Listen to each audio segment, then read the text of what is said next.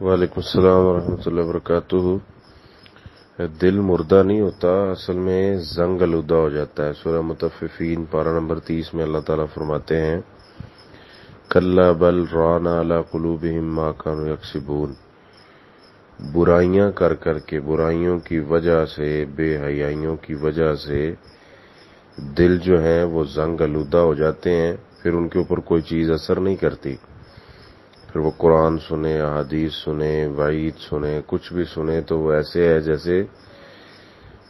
سنی انسنی برابر ہوتی ہے۔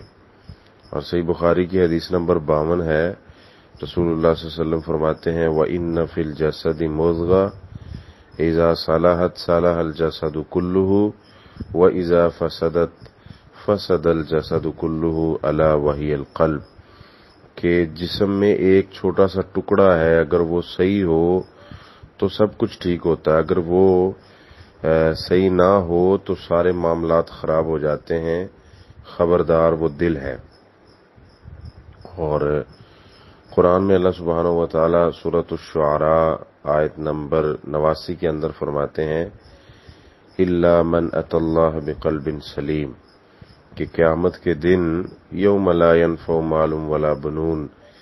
جس دن کوئی مال اور کوئی بیٹے اور کچھ بھی کام نہیں آئے گا مگر وہ لوگ جو اللہ کے ہاں پاک دل لے کے آئیں گے۔ تو اب اس کا زنگ اتارنے کے لیے، اس کو پاک کرنے کے لیے اس کا کیا طریقہ ہے کہ بندہ قرآن زیادہ سے زیادہ پڑھے، اللہ کا ذکر بہت زیادہ کرے، اور اس کے ساتھ نماز، روزہ، حج، زکوٰۃ، شریعت کی جب پابندی کرے گا تو پھر اس کا زنگ اترتا جائے گا، اللہ کا ڈر اس کے دل میں پیدا ہوتا جائے گا، تو انشاءاللہ پھر وہ بندہ کامیاب ہو جائے۔